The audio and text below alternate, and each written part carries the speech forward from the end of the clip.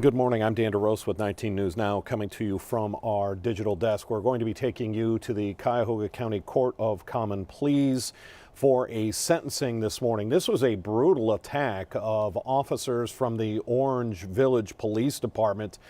They had been called, this dates back to March of 2022. They were called to an extended stay America very near Orange Place and Chagrin Boulevard.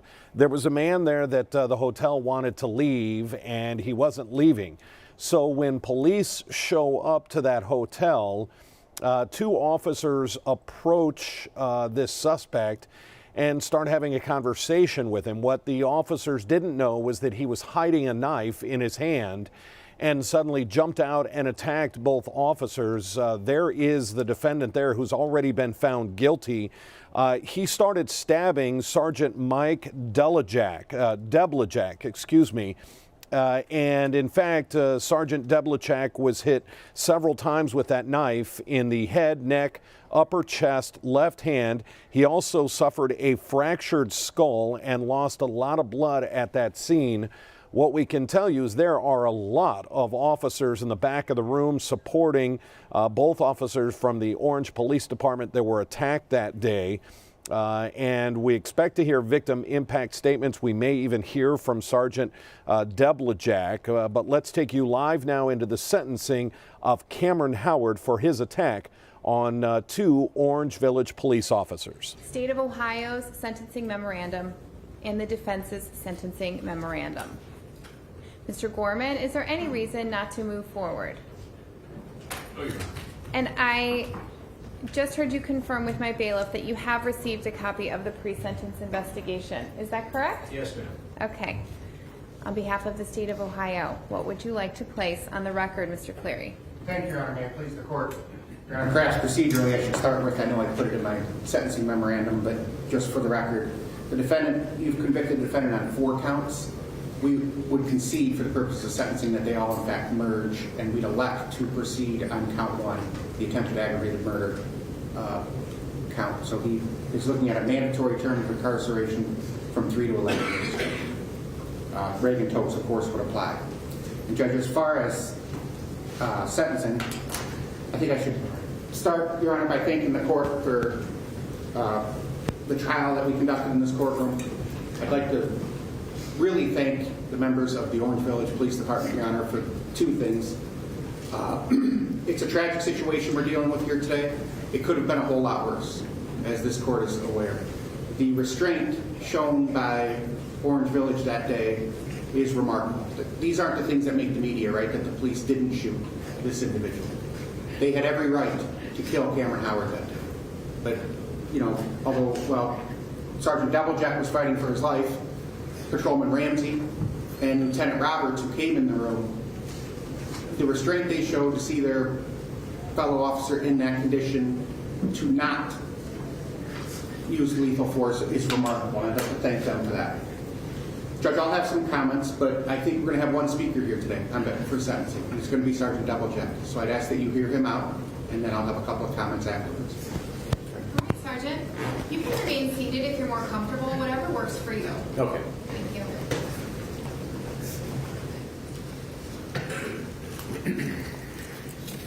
Good morning, Judge. Good morning, sir. March 30th, 2022 will forever be in the memory as the day my life nearly ended. As a devoted police officer, I started my daily commitment to protect and serve our community, saying goodbye to my family with anticipation of returning home that evening. Little did I know responding to a routine call, something I had done countless times, would lead me to the brink of losing my life at the hands of the defendant. I was blindsided, attacked with a 9-inch knife, stabbed 10 times. He stabbed my head. The blade pierced my skull, fracturing it, miraculously missing my brain by less than a millimeter. This created an air pocket between my brain and skull with bone fragments floating inside my head. The pain was unbearable. Blood was gushing from my neck, head, and rushing down my chest inside my uniform. I bled so profusely that my boots were filling up like little fish tanks as fellow officers rushed me to the ambulance. In the emergency room, doctors stapled the numerous stab wounds on my neck and head to stop the bleeding. I was in the hospital for a day and a half, the entire time wondering if I would survive. This aftermath was grueling. 10 months of physical and emotional turmoil, multiple doctor's visits, 2 major hand surgeries, including the removal of a ligament from my left wrist, which was used with screws to repair my right hand. This brutal attack has transformed every facet of my life. The constant reminder how close I came to death haunts me every minute of every day. It has changed me as a husband, a father, a son, and a police officer. This has impacted my family, affecting us physically, mentally, emotionally for the rest of our lives. The defendant was fortunate that day. Fortunate that myself and my fellow officers exercised restraint and professionalism while he repeatedly yelled, "I'm going to kill you." His past violent behavior, stabbing a family member years prior, escalated to a point where he nearly took my life with 10 vicious stabs.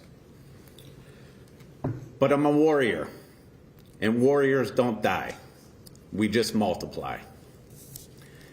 Judge Gallagher, given his escalating and dangerous behavior, I urge the court to impose the maximum sentence on the defendant so that this can't happen again to anyone else.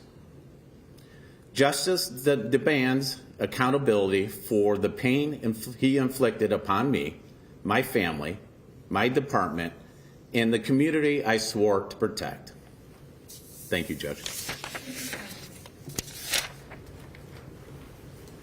Judge, just to finish up on behalf of the state, Judge, I'm so glad this case landed in your court, because as a mental health judge, you know the difference between severe mental illness and personality trait disorders. And so I think that's really important in this case. As I stated in my sentencing memo, Judge, there is mitigation in this case. The defendant has a severe mental defect or disease. We agree with that, Judge, and I think this court will weigh that as mitigation appropriately. As I said, I think it's debatable. Certainly he had that severe mental disease that day, but if you listen to Dr. Hatters-Friedman, it didn't contribute to this, Judge. It was in the background, of course, but his personality contributed to this, Judge. You'd only look at all the medical reports or all the police reports on this defendant to show he's got such a problem with authority. And that's his biggest defect, with the narcissism and his, anytime someone tells Cameron what to do, he has a violent reaction. And that's what happened here. It's going to happen again, Judge, unfortunately, even with medication. Because as the doctor said, even when he's medicated, he is still prone to outbursts when things don't go his way. So, Judge, we're asking for a considerable sentence. I know this court, Judge. I know you'll do the right thing in this case. I know, just to finish up, that there's restitution, but I talked to Sergeant Doublejack. He's not going to ask that you order any, knowing that he's going to prison in this case. So that's something that the court need not worry about. But, Judge, we'd ask you to do the right thing, and thank you very much. Mr. Cleary, just a point of clarification, because this count 1, has an enhancement because of the police officer. Is it a mandatory sentence? It is, Judge. Okay. It's actually under the attempt statute is where it's listed. Okay, thank you. Mr. Gorman, on behalf of your client. Thank you. Judge, I'm assuming that as far as appellate rights and indigent status and things, we're going to address that after sentencing. Is that fair? We can. I couldn't talk about it now if you wanted me to, Judge. Yeah, why don't you make that part of your Okay. sentencing All right. presentation? Thank you, Judge. You're welcome. Let me, before I get to the heart of the matter, Judge, let me speak just to a few issues. I think the prosecutor has done a good job in clarifying some things. I do believe he's correct, Judge, as it relates to the sentence and the mandatory nature of it. And obviously, you know, Judge, that means whatever sentence you give, he's going to have to serve every day of. There's going to be no early out for him. I think that's important. I think for everybody in the court to realize that. As opposed to a sentence where he could file for early release, he's not going to be able to do that in this case. I'd ask Judge, obviously, for credit for time served. I think he served almost 2 years in prison, or 2 years in custody at this point. I think March 30th might be the 2-year point. And pursuant to law, I'd ask for the credit for time served, Judge, to be credited for whatever sentence you give him. As it relates to merger, Judge, I happen to agree, and I put it in my sentencing memorandum. The prosecutor and I actually discussed it during the middle of trial. We believe the merger is appropriate and legally appropriate, and we'd ask the court to do that in this case, and he's elected to proceed on count 1. Judge, as it relates to my client and where he is headed, I would ask the court, Judge, to include both the expert reports to be sent to the Department of Corrections so that they can see, Your Honor, what it is that the experts believe he is suffering from. And I think that would be important because I'm going to ask the court, if it's possible, and I don't know if the court can do this or not, but to recommend that he go somewhere where he can be treated for his mental health issues. And I think those reports would go a long way because there's disagreement in this case, Judge, but there is no disagreement as to whether he has a severe mental illness. You talk to Dr. Stinson, and he believes it's a combination of bipolar and schizophrenia. You talk to the state's expert or the court's expert, and the court believes it's schizophrenia. There is delusions as well, Judge. There's psychosis. There's a lot of things going on for Cameron. And I think those reports and getting to a place that can provide him some care would be not only beneficial to Cameron, Your Honor, but I believe beneficial to this community as a whole. And I appreciate, Judge, when we talk about that, what the officer said, and he said, give him the maximum sentence so he can't do this again. And I'd suggest to the court, Your Honor, when the court is in its wisdom is fashioning an appropriate sentence, that the court would obviously know that Mr. Howard is going to be back out in this community again, barring some catastrophic event in prison. He's going to be back in this community again. And the question is, how do we want him back in this community? Do we want him to be somebody who hasn't gotten help, who isn't properly medicated? Or do we want him to be someone who has received that care and can come back into this community and function as hopefully a law-abiding citizen? And so I think for those reasons, Judge, that's important.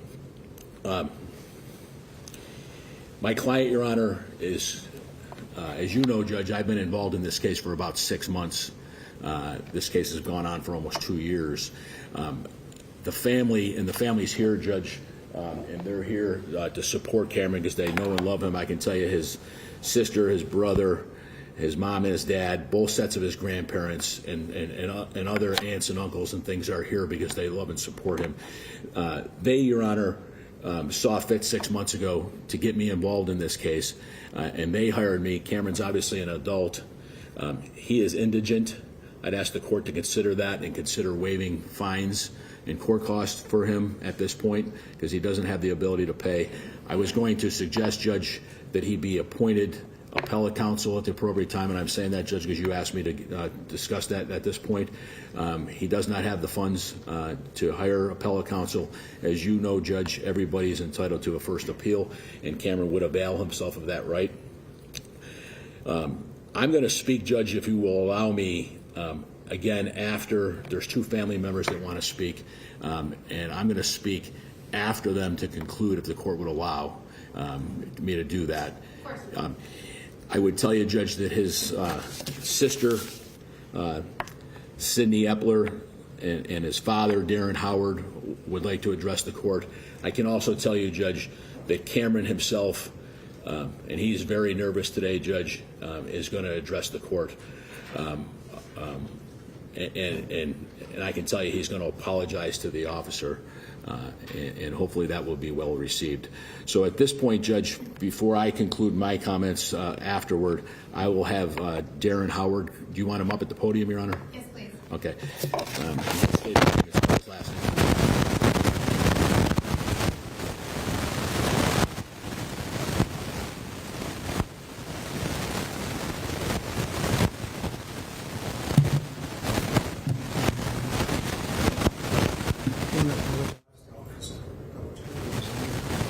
Okay, I'm going to ask you to speak up. You're soft-spoken. And is your name D-A-R-R-E-N? Correct. Last.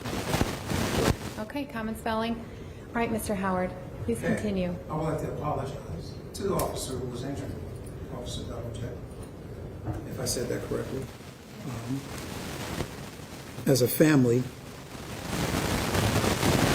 Cameron was the firstborn grandson on my side and one of the first on his mother's side.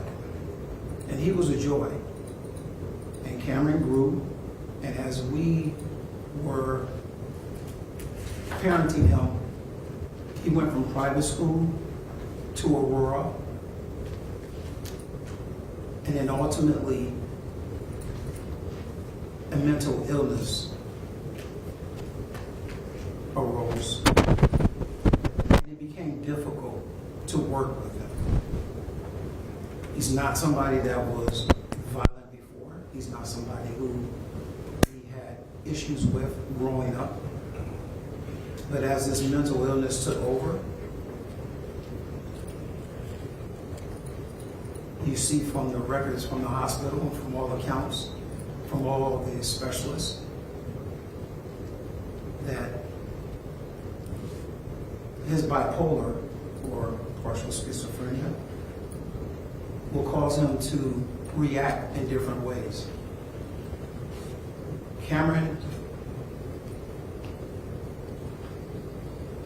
would talk to me about quantum physics. Cameron would talk to me about theories of relativity. Cameron's a very smart young man, fluent in the King's English. He can speak eloquent. He's not going to stutter. You're not going to interview him and think he's not capable or maybe not smart enough. He's very smart. And he can talk about things beyond what you would think a young man can talk about who hasn't gone through the schooling. But Cameron's very learned, and he researches. I say all that to say that Cameron can respond in certain ways when Dr. Hatter Freeman would interview him that I feel she took on surface value. And I think Dr. Stinson spoke more eloquent to it about how he would react, because I lived through those conditions. We lived through those conditions where he would react and it would be on a split second, and how that would change. She did not address that, in my opinion, and I'm here to ask for leniency in the judgment because of that. I think there's a community of doctors that always said that he had an issue. And the bipolarness that he has and has dealt with has led him to do things and trigger. We're sorry about the officer and the attack, and I believe that was an untreated condition. And I do believe that with treatment, he will be an outstanding citizen.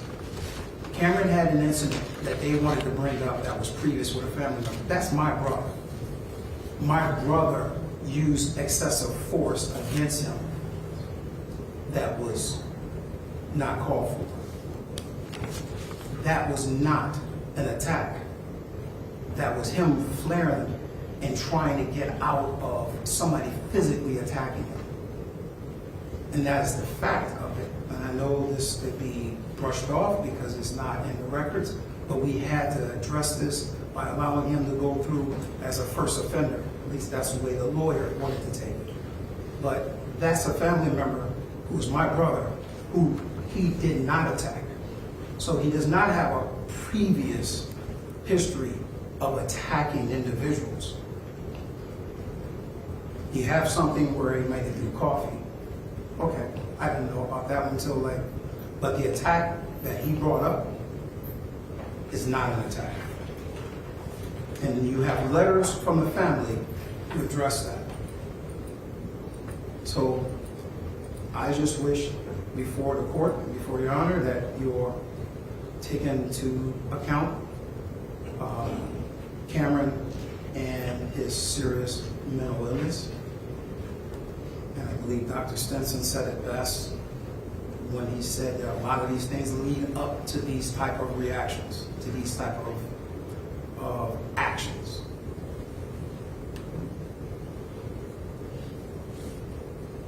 And that's all I have to say to address the court. Thank you, Mr. Howard.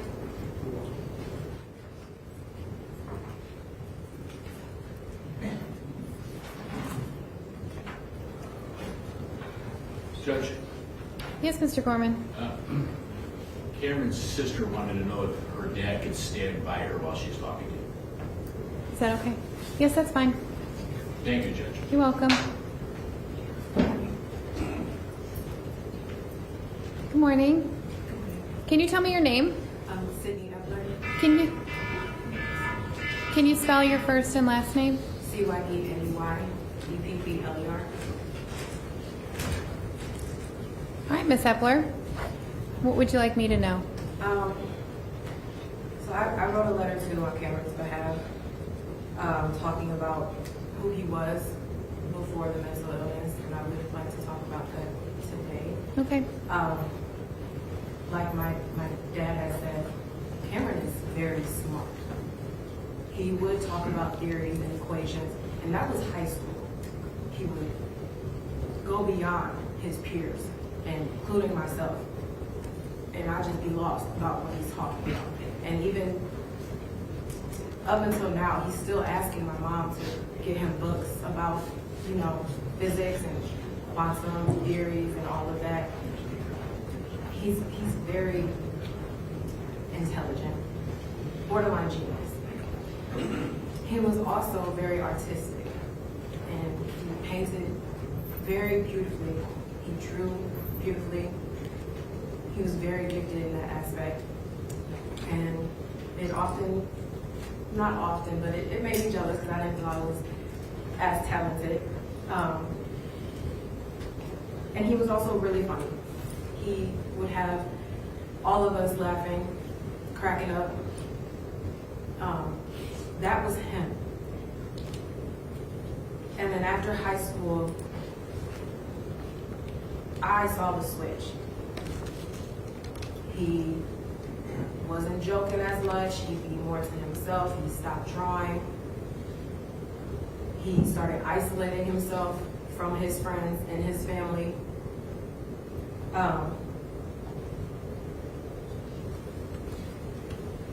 And then he became more paranoid, where he thought people were spying on him and recording him.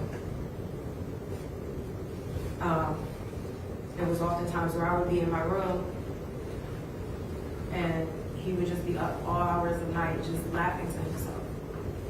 That's not him.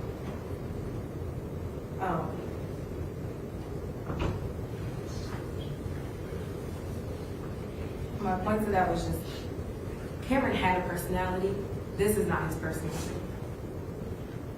It's him being untreated. Because it did come to a point where he did think he was God, and he didn't need help, because in his mind he was fine. But we could tell the shift and change in him.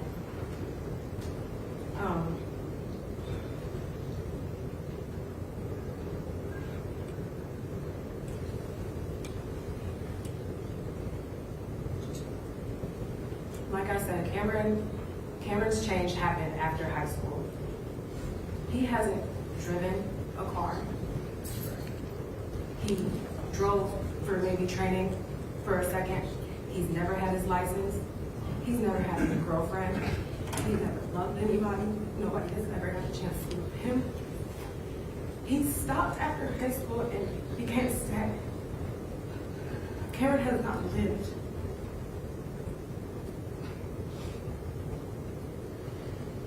This was not malicious. Cameron has always talked about somebody watching him and coming after him. And he felt threatened in his hotel room. He was living in the woods prior to this. He was going from hotel to hotel because he couldn't see his own issues. And as much as we tried to help him, he couldn't see it. Since being at North Coast and being on medication, I have seen such a change in him. He's not 100%, but he's clear. His thoughts are clear now. He can form coherent sentences now instead of just babbling on.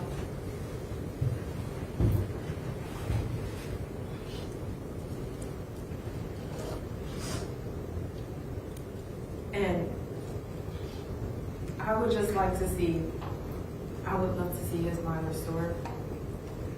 We are asking for leniency in his sentencing because Cameron hasn't had a life. This was his life up until this point.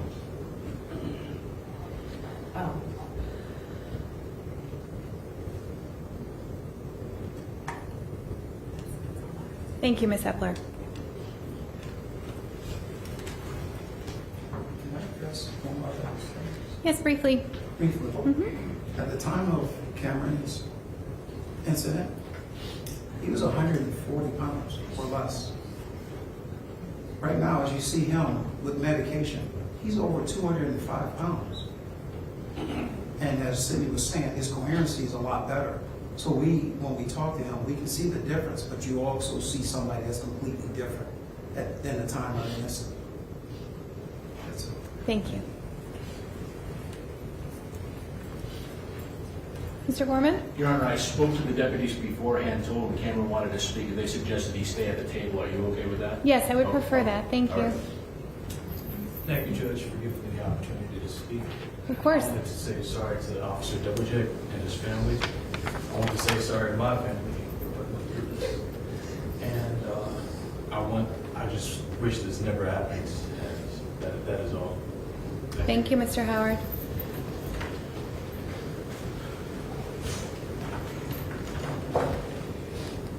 Judge, on behalf of the family, we appreciate the opportunity that they've had to speak to you today, and we knew you would give that to them.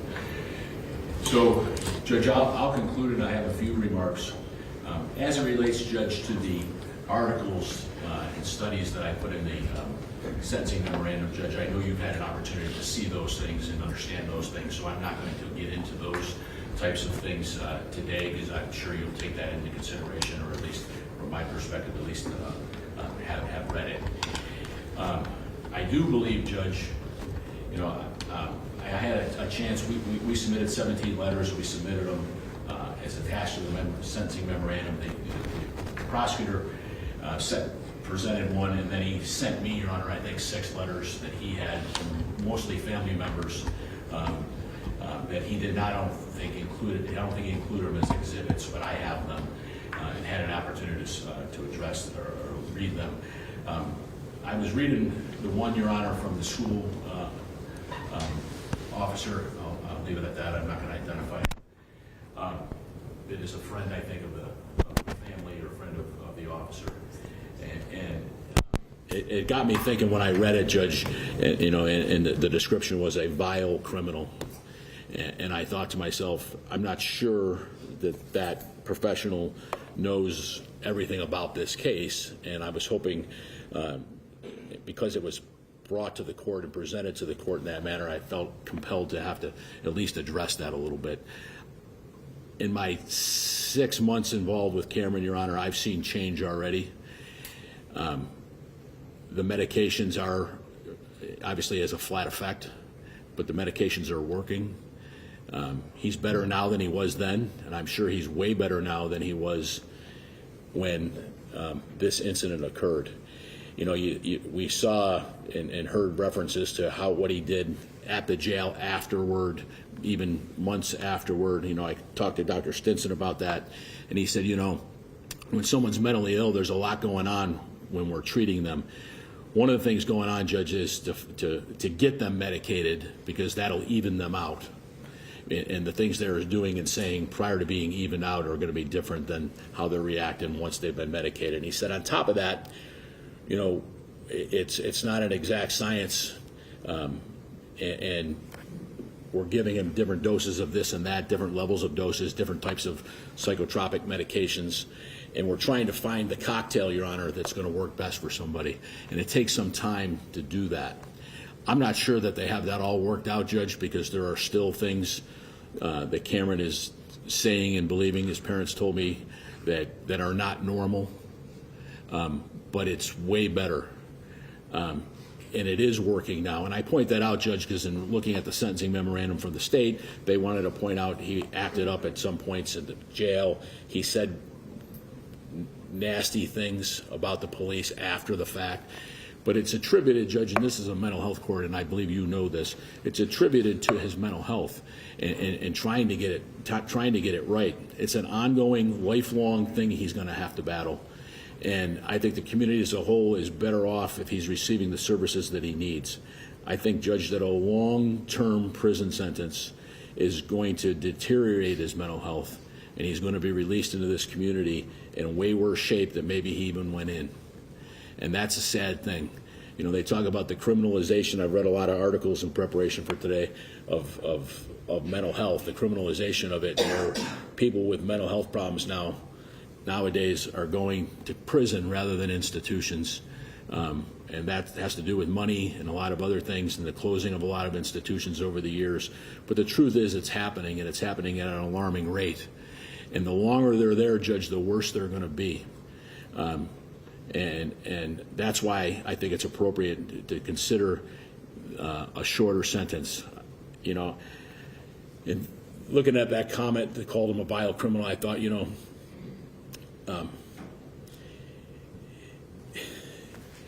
everybody in life doesn't start at the starting line. Some of us, because we don't have money, or we have parents that are involved with drugs or leading a bad life, we don't start at the starting line. We start behind the starting line. Some people, because they have everything, they start in front of the starting line in life. And some people get to start right at the starting line. In Cameron's case, Judge, as you can see, he's got a strong family who loves and cares about him. So he had, as his father said, opportunity. That wasn't the problem. That wasn't why he started behind the starting line. He has severe mental illness, which is not his fault to have. It comes on, and it comes on a lot of times, and the studies show in teenage boys and into their early 20s, they're leading a normal life, and they get hit with this severe mental illness. The family, having never dealt with it before, does everything they can to try and get him after 18 to recognize that he has an issue. But in Cameron's mind, it's everybody else that's crazy. And they can't get him, Judge, to get the help that he needs, to get the medication that he needs. And that's why Cameron starts behind the starting line in life, because he's got this severe mental illness, and it doesn't discriminate. Any person in this room, anyone, could go home if they've got a young son or a daughter, and it could start. Any one of them. And they will know the horrific years that the Howard family had to deal with this while they tried to love their son. It could happen to any one of us. It doesn't matter how much money you have. It doesn't matter what your race is. It doesn't matter what your gender is. It's powerful, and it's crippling. Now, I can't sit here, Judge, and tell you that that officer doesn't have every right to feel the way he does. I mentioned this before, and I'll mention it in sentencing. I was the FOP attorney for the city of Akron for 15 years, and I represented police officers out at shooting scenes at 2 in the morning for 15 years because their contract said they were entitled to an attorney. And I understand what all of these officers feel. I do. I understand the show of force. I understand they put their lives on the line. But there is a compelling, Judge, mitigating factor in this case, and I know, Judge, and I appreciate this too, and I didn't get a chance to tell you, the professionalism in this court throughout that trial and how you treated me and my client's family and my client. We didn't like the outcome, Judge. We disagree with it, but we respect the way this court conducted its business. You have one of the best bailiffs, I'm going to tell you, in the state of Ohio. She's wonderful. She's been, for somebody who comes from Akron, Ohio, up here, she was very accommodating, as was everyone else in your staff. I sent those letters in, Judge, and I put it in the memo because I wanted you, and the hope was that Mr. Howard and his daughter could come up here and talk to you about who Cameron was and who everybody in that family and all their friends hope he can be again. Because I understand a trial, I understand the dynamics of a trial, the narrow issues in a trial, and I understand how he's been portrayed. I haven't had that experience once with him while he's been medicated. I don't believe that's who he is as a human being. I believe that Cameron has the ability to be productive. I have the ability to love people. He struggled, Judge. He wanted to come in, write a letter earlier, anything he could do to tell that officer that he was apologetic. But we're going through a trial. When we talk about remorse, Judge, I hope the court would recognize the remorse. And I put it in my memo, Judge, when you have two competing experts who are both really good experts, and we get an opinion that he is NGRI, it would be malpractice for me to ignore that and have him plead so it wouldn't be seen as a lack of remorse. We had to go through that process. We chose to try it to the court. We didn't want the officer to have to get up and relive it. Once again, Judge, I don't think but for, and I'll conclude with this, and I appreciate your time, I don't think but for that severe mental illness that Cameron Howard would have reacted in the way that he reacted in that hotel room in Orange on that day. It makes absolutely zero sense that he would have done that. I know, Judge, and I can tell you this, Mr. Howard's father spoke to his brother in that incident. Mr. Howard's parents are in the courtroom. They wrote you a letter. They were in that house that day. His uncle, Judge, truth be told, left the scene of that house before the police arrived because his uncle had a warrant for another matter and didn't want to be involved in that case at that time. I would conclude, Your Honor, by asking this court to recognize the severe mental illness of Mr. Howard, to recognize that this community is way better off if he is out of prison earlier rather than later, getting the help and support and continuing the medication that he needs. I thank this court for its time.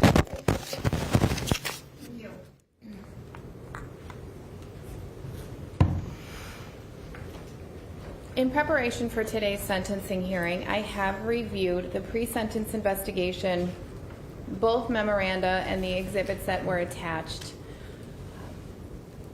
to each document. I also want to incorporate the findings I made at the time that I delivered my verdict.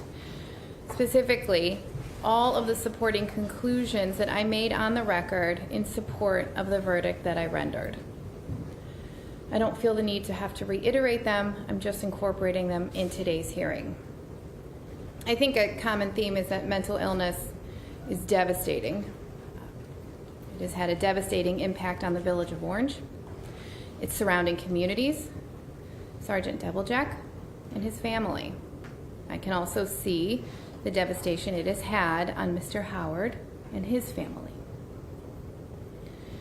There's a special interest in affording protection to those public servants who must regularly risk their lives in order to guard the safety of other persons and property. The state legislature recognizes this, and we, the citizens who depend on the heroic efforts of these public servants, recognize this. Sergeant Deviljack puts his life on the line to protect the lives and well-being of the public. I want to note for the record, you are a true servant and guardian of the laws of this land and a true blue warrior.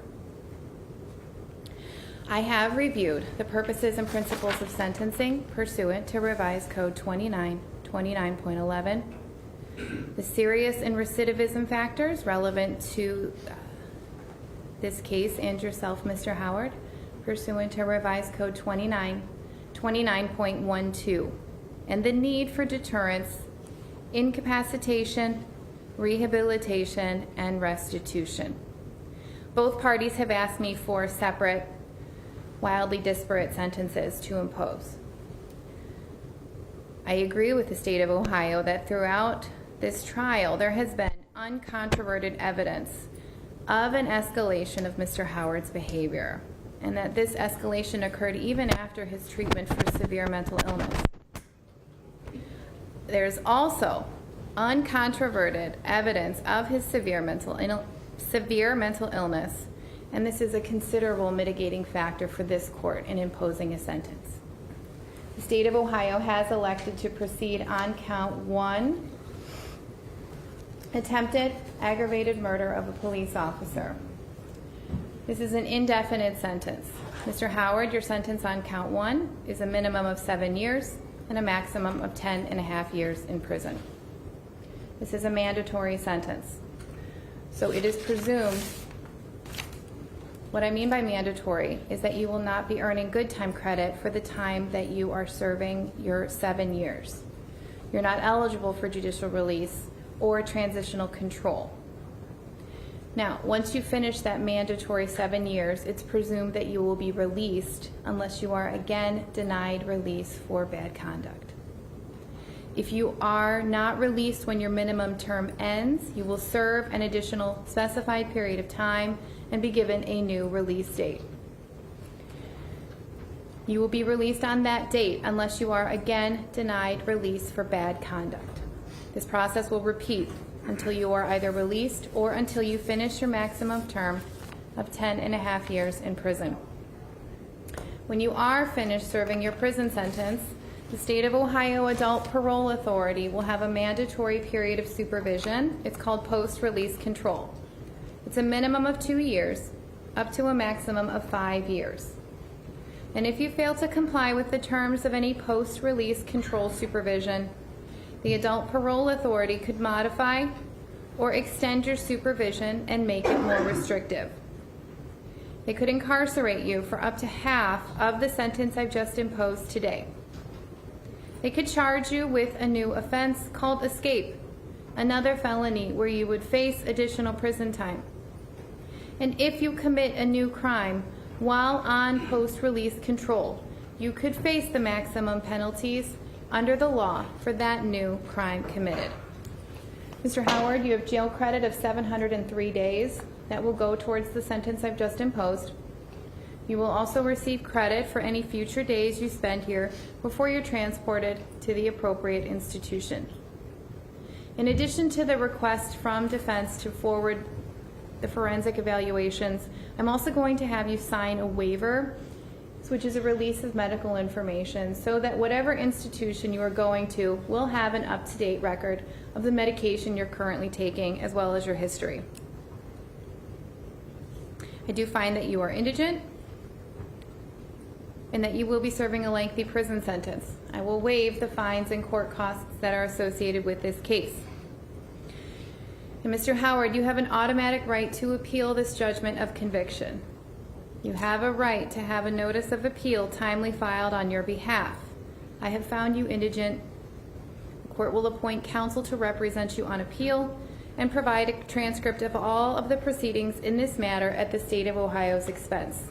I'm appointing Attorney Robert Dixon to represent you. Is there anything further you wish to place on the record on behalf of your client, Mr. Gorman? Judge, no, I appreciate the court. Judge, is it Dixon, D-I-X-O-N? Yes, that's Okay. correct. All right, the family's going to want to know. Thank you. Of course. Anything further on behalf of the State of Ohio? No, Your Honor, thank you. Thank you. We are adjourned. Dan DeRose with 19 News. As you just heard, the sentence was right in the middle of what he was facing, 3 to 11 years for stabbing a police officer. We heard a lot of information about Cameron Howard in this, that he suffered from severe mental illness, at times thinking he was Jesus.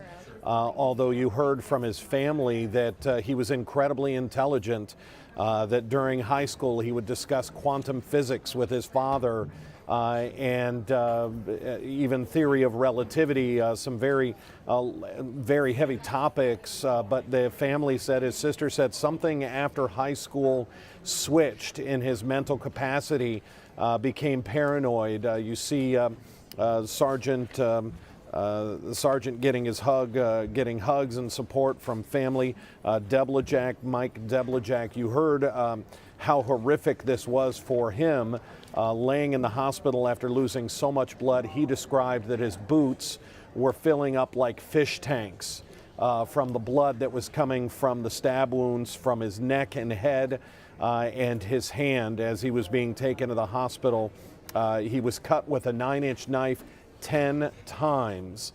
And again, this repetition of mental health kept coming up, but the judge feeling the need to give him a 7-year sentence for Mr. Cameron Howard.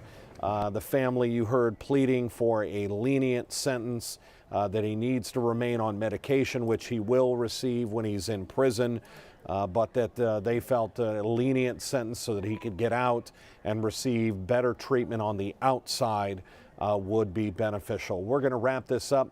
Our reporter Katie Tursek was in the courtroom.